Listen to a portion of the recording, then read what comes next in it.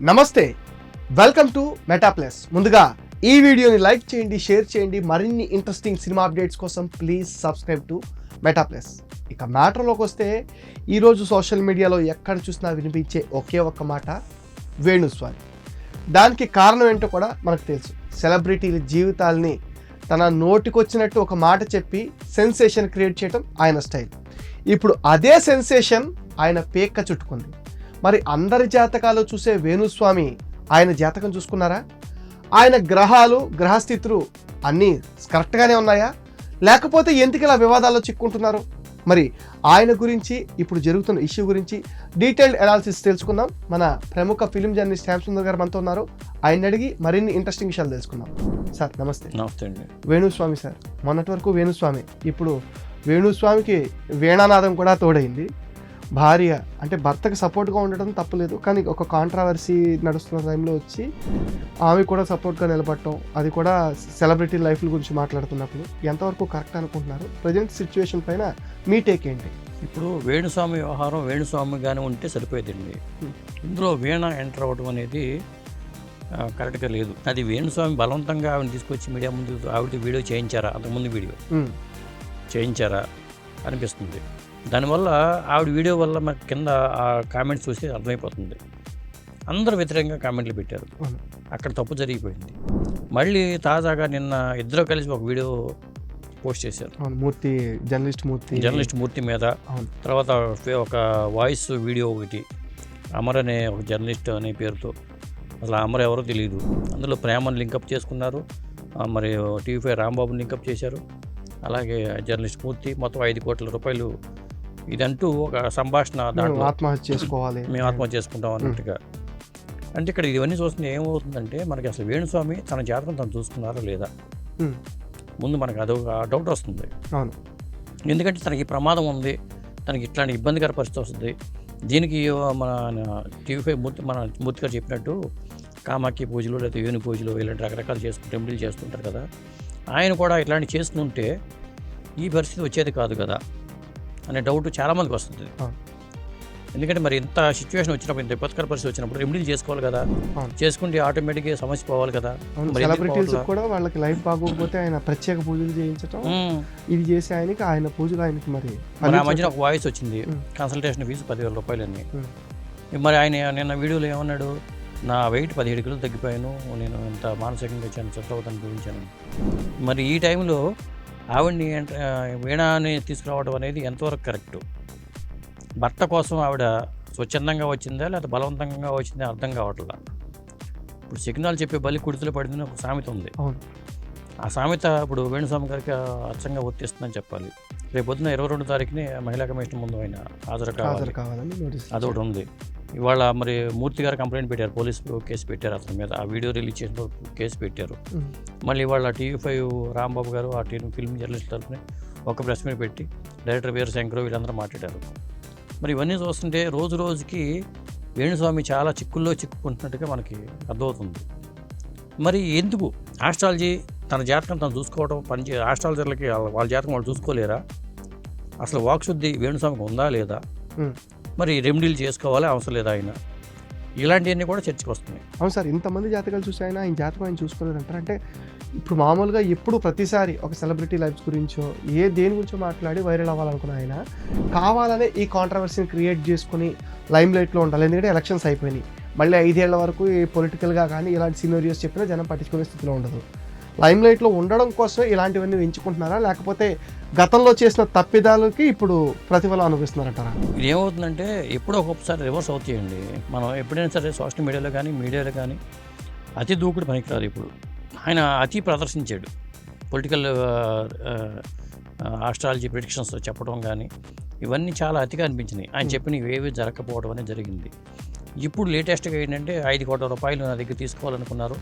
దాంట్లో టీవీ5 నాయుడు గారికి వాటా ఉంటుంది, లేకపోతే రాంబాబుకి వాటా ఉంటుంది, లేకపోతే మూర్తి గారికి వాటా ఉంటుంది అని చెప్పుకుంటూ వాళ్ళు మేము ఆత్మహత్య చేసుకోవాలనుకుంటున్నాం అన్నట్టుగా ఆ పరిస్థితి వచ్చింది అని చెప్పుకుంటూ ఆ వీణ కూడా తోడుగా వంత పడుతుంది. అందుకని ఒక డైరెక్టర్ ఒక ఫేస్బుక్లో కామెంట్ పెట్టాడు, వేణువైన సరిగమ్మ విన్నారా అంటూ ఒక చిన్న పంచ్ లైన్ పెట్టాడు ఒక డైరెక్టర్ తన ఫేస్బుక్ వాల్ మీద. ఉమ్, ఇవన్నీ చూస్తుంటే రోజు రోజుకి వేణుస్వామి చిక్కుల్లో పడుతున్నారా?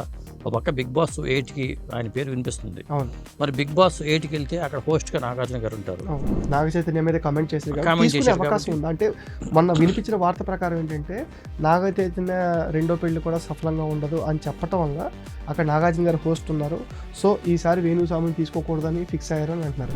కానీ వాళ్ళకి కావాల్సింది కాంట్రవర్సీ కదా, ఇలాంటి కాంట్రవర్సీ ఐటమ్ షోకుంటే ప్లస్ అవుతుంది అనుకుంటున్నారా, లేకపోతే జనం ఆ చేదరింపులోనే ఉంటారంట? ఇప్పుడు అసలు వేణుస్వామికి కూడా మనస్కరించదు. వాళ్ళు రమ్మన్నా వీళ్ళ మొహం చూపించలేని పరిస్థితి వచ్చింది. ఆయన ఫేస్ చూస్తే తెలిసిపోతుంది. నేను 17 కిలోలు తగ్గిపోయాను అంటున్నాడు, మొహంలో కళ లేదు. ఇదివరకు ఆత్మవిశ్వాసంతో నేను ఎక్కడ ఏం చెప్పినా బల 100%, 100% నేను చెప్పేది నేను జరుగుద్ది అని బలగుద్ది చెప్తూ ఉండేవాడు ఆయన. అలాంటిది వాళ్ళ ఆ ఫేస్ చూస్తున్నా, ఆ వీడియో చూస్తున్నా ఆయన మొహంలో అంత చాలా కళ తప్పింది. ఆ పరిస్థితి ఆయనే తీసుకున్నాడు. అది స్వయంకృత అపరాధం అంటారు దీన్ని. అంటే జాతకం ఒక మనిషి జీవితాన్ని ఎంతవరకు ప్రభావం చేయగలంటారు? 100% జరుగుతాయా, లేకపోతే 70% జరుగుతాయా? ఎలాంటి వాళ్ళు జాతకాలు చెప్తే జరుగుతూ ఉంటాయి? ఇప్పుడు వేణుస్వామికి రివర్స్ అవడానికి కారణాలు ఏంటంటే? వేణుస్వామికి రివర్స్ అవడం కారణాలు ఏంటంటే వాక్శుద్ధి లేకపోవడం. మనం తప్పుడు పనులు చేసినప్పుడు కూడా మనం చెప్పే మనకు శాస్త్ర పరిజ్ఞానం ఎంతైనా ఉండొచ్చు. మనం తప్పుడు పనులు చేస్తున్నా, తెల్లవారులేసి అబద్ధాలు చెప్తున్నా, తమో గుణమై ప్రధానమైన ఆహారం తింటున్నా, ఇవన్నీ మనం ఏం చెప్పేమీ జరగదండి. కల్మోషం లేకుండా నిజా నిర్మోహమాటంగా చెప్తూ మాట్లాడేవాడికి ఉపాసన చేయకపోయినా అతను చెప్పేది వాక్శుద్ధి ఉంటే, మీ శాస్త్ర పరిజ్ఞానం లేకపోయినా చెప్పేది జరుగుద్ది. శాస్త్ర పరిజ్ఞానంతో సంబంధం లేకుండా వాక్శుద్ధి అయితే జాతకానికి ఇంపార్టెంట్. కంపల్సరీగా వాక్శుద్ధి అనేది ఉండాలి. శాస్త్ర పరిజ్ఞానం ఉన్నా లేకపోయినా మీకు వాక్శుద్ధి ఉండాలి. మరి ఆయన చెప్పినవి రివర్స్ అయినాయి అంటే ఆయనకి వాక్శుద్ధి లేకపోవడం ప్రధాన కారణం. వాక్శుద్ధి లేకపోవడానికి కారణం అని మద్య మాంసాలు తీసుకుని తినటమా, లేకపోతే అబద్ధాలు ప్రచారం చేయటమా, ఉన్నవి లేనివి కల్పించి చెప్పటమా, డబ్బులు తీసుకుని విపరీతంగా కోట్లు తీసుకుని వేరే వాళ్ళకి అనుకూలంగా ఫలితాలు చెప్పటమా? ఎందుకంటే మనల్ని మానిటర్ చేసేవాడు ఒకడు ఉంటాడు పైన, వాడు జడ్జి చేస్తాడు. ఏ వ్యక్తి అయినా సరే ఆ పరిస్థితిలో ఎదుర్కోవాల్సిందే, తప్పదు అది. ఇప్పుడు మనం జగన్మోహన్ రెడ్డి గారి ప్రభుత్వం చూసాం. గతంలో ఆయన ఇటువరకు ఎట్లాంటి పరిస్థితుల్లో వాళ్ళు చేశారో, ఇప్పుడు వాళ్ళ పరిస్థితి ఏంటి, ఆ పార్టీ నాయకుల పరిస్థితి ఏంటి, ఇప్పుడు ఎలా ఉందని జనం ముందుకు రావడానికి కూడా ఎప్పుడైనా సరే వాళ్ళకే తగులుద్ది అది. ఇప్పుడు వేణుస్వామి లాంటి వాళ్ళు కూడా వాళ్ళలో ఒక భాగమే చెప్పాలంటే. సరే, అంటే ఇప్పుడు మీరు గతంలో చూశారు, నిజంగా వేణుస్వామి గతంలో చెప్పినవి జరిగినాయి, లేకపోతే ఒక మేకప్ వేసుకుని అంటే ఆ సిచ్యువేషన్కి యూజువల్గా సినిమా వాళ్ళ లైఫ్ అంటే చాలా డెలికేట్గా ఉంటాయి, అట్లా కలిసి వచ్చిందా, లేకపోతే నిజంగానే ఆయన వాక్సూతో వర్కౌట్ అయిందని మీరు అనుకుంటున్నారా? ఇప్పుడు బయట లీకులు వస్తాయండి, జాతకాల కోసం వచ్చేవాళ్ళు వాళ్ళ తాలూకా వాళ్ళు చిన్న లీకులు చెప్తారు, దాన్ని పెట్టుకుని చెప్పేస్తారు వీళ్ళు.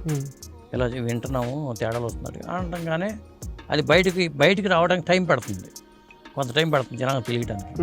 ఈలోపు మన చెవిని పడింది అనుకోండి, లేదా మనం వాళ్ళు సంప్రదించినప్పుడు కూడా చెప్తూ ఉంటారు, ఒకసారి ఈ పరిస్థితి ఉందని చెప్తూ ఉంటారు. అవి పెట్టుకుని కూడా ఫలితాలు చెప్పి వీడియోలు చేసుకోవడం, క్యాష్ చేసుకోవడం. మన సెల్ఫ్ ప్రమోషన్ అనేది వాళ్ళు చాలా ఇంపార్టెంట్ బిజినెస్ పరంగా చూసుకుంటే. అసలు ఆస్ట్రాలజీలో ప్రధానమైన ఏంటి, గురు దక్షిణ తీసుకోవాలి కానీ డిమాండ్ చేయకూడదు. నేను డబ్బులు కావాలని డిమాండ్ చేయకూడదు. గురుదక్షిణ మాత్రమే తీసుకుని అష్టాలజీ ఫలితాలు చెప్పాలి. పైగా ఎంత గొప్ప జ్యోతిష్యుడైనా సరే 60%, 70% ఫలితాన్ని చెప్పగలరు, కానీ మిగతా 30% మన చేతిలో లేదు. దీనికి పార్వతీదేవి శాపం ఉంది అని చెప్పి ఒక కథ కూడా ఉంది, పురాణాల్లో ప్రకారం ఒక కథ ఉంది. ఏంటి సార్ అదేంటి, పార్వతీదేవికి సంబంధించిన అక్కడ వ్యవహారాలన్నీ కొంతమంది మునులు వాళ్ళు బయట డిస్కస్ చేసుకుంటుంటే అవి పార్వతీదేవి విని, మీరు చెప్పేవన్నీ ఇక్కడి నుంచి మీకు జరగవు, మీకు 100% ఫలితాలు జరగవు, అంతర్గత వ్యవహారాలను కూడా మీరు చెప్పేస్తున్నారు కాబట్టి అని ఒక శాపంతో ఒక కథ ఉందన్నమాట. అందువల్ల ఏ ఆస్ట్రాలజీ అయినా, ఎంత గొప్ప ఆస్ట్రాలజర్ అయినా, ఆస్ట్రాలజీ అనేది ఆధ్యాత్మికతలో ఒక 10%, 5% అండి ఆస్ట్రాలజీ పాత్ర. ఎందుకంటే మనకి ఆధ్యాత్మికత అనేది విస్తృతమైన పదం. అది సాధన కానీ, ఇప్పుడు ధ్యానం చేస్తాం, సమాధి స్థితికి వెళ్ళే వాళ్ళకి దగ్గర ధ్యానం అనేది ఒక మెట్టు అనుకుంటే, సమాధి స్థితి అనేది అల్టిమేట్. సమాధి స్థితికి వెళ్ళటం అనేది ఎవరి వల్ల సాధ్యం కాదు. సమాధి స్థితికి వెళ్ళినప్పుడు మనకు శ్వాస ఆగిపోతుంది. శ్వాస ఆగిపోయిన వ్యక్తులకి అన్నీ తెలుస్తూ ఉంటాయి, పరిజ్ఞానం ఉంటుంది వాళ్ళకి. ఎందుకంటే సహస్రార చక్రం యాక్టివేట్ అయిపోయి, కొండల్ని యాక్టివేట్ అయిపోయి షట్చక్రాలను దాటుకుంటూ సహస్రారం చేరుకున్నప్పుడు అతనికి అన్నీ తెలుస్తాయి. పైగా శ్వాస ఆగిపోతుంది, వాళ్ళు దేవుడితో సమానంగా ఉంటారు. కానీ మన జనారణ్యంలో ఉన్న వాళ్ళకి ఇవన్నీ జరగవు. దానికి ఎక్కడో దూరంగా వెళ్ళిపోయి చిన్న గుహలు కట్టుకునో, లేకపోతే అండర్ గ్రౌండ్లో ఎక్కడైనా ఉండి సాధన చేసుకునే వాళ్ళకి వాళ్ళు ప్రచారాన్ని కోరుకోరు. వాళ్ళు అన్నిటి అరిషడ్ వర్గాలు చేయిస్తారు. వాళ్ళు ప్రచారాన్ని లేదా ఆర్భాటాన్ని, ప్రచారాన్ని కోరుకుంటున్నామంటే మనకు 100% మనలో అన్ని వికారాలు మనలో ఉన్నాయని అర్థం. అరిషడ్ వర్గాలను జయించలేకపోతున్నామని అర్థం. ఈ ప్రచారం కోరుకునే వ్యక్తులు ఎవరైనా సరే ఉంటే. ఇప్పుడు ఈ వేణుస్వామి లాంటి వాళ్ళ ఆస్ట్రాలజర్స్ వలన మెయిన్ శాస్త్రానికి ముప్పు వస్తుంది. మరి ఇది జనానికి ఏం చెప్పాలంటారు? శాస్త్రాన్ని ఎంతవరకు నమ్మాలి, దాన్ని ఎలా తీసుకోవాలి? వేణుస్వామి కూడా నేను ఒక మాట చెప్తుంటాడు, నేను ఏదైనా ఉన్నది మొహమ్మద్ చెప్తాను, నిర్మోహమాటంగా నేను ఎప్పుడూ చెడే చెప్తాను అని. అంటే నిజంగా జాతకం చెప్పేవాళ్ళు అలా చెడు చెప్పచ్చా, లేకపోతే వాళ్ళని రైట్ వేలోకి కన్వర్ట్ చేసేటట్టు రెమెడీస్ చెప్పాలంటారా? ఇప్పుడు చెడు చెప్పాలనుకున్నప్పుడు, నీకు పలానప్పుడు మరణం ఉందని నీకు ఆస్ట్రాలజర్గా తెలిసినప్పుడు ఆ విషయాన్ని మీరు జాతకం కోసం వచ్చిన వాడికి నువ్వు పలానప్పుడు చనిపోతావు అని చెప్తే ఎంత ఇదవుతో సగం చచ్చిపోతారు అతను నమ్మే వ్యక్తులు. పైగా ఇంకొకటి ఏంటంటే, నేనైనా కావచ్చు లేకపోతే వేణుస్వామి అయినా కావచ్చు, నాకు శాస్త్రజ్ఞం తెలుసని మీరు నా దగ్గర క్లయింట్గా వచ్చారు, నా ఫలితం జాతకం చూడండి చెప్తూ వచ్చారు. కానీ మీరేమనుకుంటారంటే నాకు ఎంతో తెలుసు అనుకుంటారు, నా ప్లేస్లో ఉన్న వేణుస్వామికి ఎంతో తెలుసని మీరు అనుకుంటారు. కానీ అతనికి ఎంతో తెలియదు, తెలిసింది ఇంత ఘోరంత అనే విషయం మీకు తెలియదు. ఎంతో తెలుసని మీరు అనుకుంటూ ఉంటారు. ఆ అనుకోవడం వల్ల మీరు మోసపోతూ ఉంటారు అన్నమాట. ఎవరైనా జాతకాలు చెప్పించుకునే వాళ్ళు మోసపోయేది ఇక్కడే మోసపోతూ ఉంటారు. డాక్టర్ కూడా రోగం సర్వం తెలుసని అనుకుంటారు. డాక్టర్గా అది అనేక దశలు దాటిన తర్వాత, అనేక పరీక్షలు అయిన తర్వాత, అనేక మంది డాక్టర్లు మారిన తర్వాత కానీ అతనికి ఉన్న రోగం ఏంటి తెలియదు. చాలా టెస్ట్లు ఇవన్నీ చేసిన రిపోర్ట్లు వచ్చిన తర్వాత కానీ తెలియదు. కానీ ఆస్ట్రాలజీ అనేది అది కాదు, బిల్డప్ ఇస్తారు. ఇప్పుడు మాలలు ధరించుకోవడం కానీ, ఉంగరాలు పెట్టుకోవడం, పెద్ద పెద్ద ఉంగరాలు పెట్టుకోవడం, రోళ్ళు గోళ్ళు ఉంగరాలు పెట్టుకోవడం కానీ ఏదైనా చేసుకుంటారు. రాళ్ళు రకరకాల రత్నాలు ధరించడం. ఆ బిల్డప్ లేకపోతే మళ్ళీ వాళ్ళు నమ్మరు. ఈ పెద్ద బిల్డప్ ఉండాలి. నేను ఉపాసన చేసుకుంటున్నట్టుగా పెద్ద నామాలు పెట్టుకోవడం, ఇలా చేసుకునే వాళ్ళని తొందరగా నమ్మేస్తూ ఉంటారు. ఇదంతా ఒక పెద్ద మాఫియా అండి. ఆస్ట్రాలజీ పరంగా కూడా ఒక పెద్ద మాఫియా నడుస్తుంది. ఇప్పుడు హైదరాబాద్ నగరంలో అప్పుడు గతంలో 4,000 మంది ఆస్ట్రాలజర్లు ఉండేవాళ్ళు అని చెప్పేవాళ్ళు. ఇప్పుడు 10,000 మంది ఉన్నారు. ఆస్ట్రాలజర్లు 10,000 మంది ఉన్నారు. మరి ఈ 10,000 మందిలో వాస్తవంగా 10 మంది ఉన్నారా శాస్త్రం తెలిసిన వాళ్ళు అంటే చెప్పలేము కూడా. ఆ 10 మంది కూడా ఎంత జెన్యూన్గా చెప్తారంటే మనకు దొరకట్లా. నేను ఒక లిస్ట్ తయారు చేద్దాం అనుకున్నాను, అసలు ఎంతమంది ఆస్ట్రాలజీ జెన్యూన్గా ఉన్నారని ఈ మధ్యన మొదలుపెట్టా. చాలామంది గ్రంథాల్లో రాసిన పేర్లు కానీ, అక్కడ ఉన్నారా లేరా, వాళ్ళ తాలూకా వాళ్ళు ఎవరున్నారు, వారు వారసులు ఎవరున్నారు, అసలు ఎక్కడెక్కడ ఉన్నారు, ఇవన్నీ లిస్ట్ అవుట్ చేద్దామని చెప్తే నాకు జెన్యూన్గా ఉండేవాళ్ళు ఎవరు తగలట్లా. ఆ పరిస్థితి ఉంది. అంటే వీళ్ళు శాస్త్రాన్ని అడ్డం పెట్టుకుని డబ్బులు సంపాదించుకోవడం కోసం శాస్త్రం నేర్చుకునే వాళ్ళే ఉన్నారు తప్పితే శాస్త్రం మీద రీసెర్చ్ చేద్దాము, అసలు దీని అంతు చూద్దాము, మంచి చేద్దాం, దీని అంతు చూద్దాం, అసలు ఈ శాస్త్రంలో ఎంతవరకు నిజం ఉంది అని సత్యశోధన చేసేవాళ్ళు ఆస్ట్రాలజర్లు తక్కువ మంది ఉన్నారు. కేవలం దీన్ని 4 నేర్చుకుని దీన్ని ఎలా బతుకుదాం, మనం బతకడానికి ఎంతవరకు ఉపయోగపడుతుంది అనే యాంగిల్లో డాక్టర్ చదువుకునేవాడు నేను ఎట్లా సంపాదించాలని అనుకుంటారో, ఈ ఆస్ట్రాలజీలో ఎంఏ ఆస్ట్రాలజీ, నేను ఎంఏ ఆస్ట్రాలజీ అని పెట్టుకుంటారు వాళ్ళు. నేను ఆస్ట్రాలజీలో పిహెచ్డీ చేశానని పెట్టుకుంటూ ఉంటారు. నిజంగా అంత పిహెచ్డీ చేసిన, డబుల్ పిహెచ్డీ చేసిన శాస్త్ర విజ్ఞాన పరంగా చూసుకుంటే మళ్ళీ వాళ్ళకి తెలిసింది ఘోరంతే. అది మహాసముద్రం అది. ఇదండి, నమ్మకాన్ని కోల్పోకూడదు. ఎవరో చెప్పిన దాన్ని మన మీదకి ఆపాదించుకుని మన జీవితాన్ని మనమే నాశనం చేసుకోకూడదు. జాతకం అంటే మనిషికి చిన్న హోప్ అంతే, అదే జీవితం కాదు. అందులో 90% నిజాలు జరగవు, 50% మాత్రం మనం కష్టపడితే మన ఫలాన్ని మార్చుకోవచ్చు అని చెప్తున్నారు. ఇది ఇవాల్టి మెటా ప్లస్ స్పెషల్ డిస్కషన్. మరిన్ని ఇంట్రెస్టింగ్ డిస్కషన్స్ కోసం please subscribe to meta plus and ఈ వీడియోస్ని మీ ఫ్రెండ్స్ అండ్ ఫ్యామిలీకి షేర్ చేయండి. మెటా ప్లస్ని సబ్స్క్రైబ్ చేయండి, సపోర్ట్ చేయండి.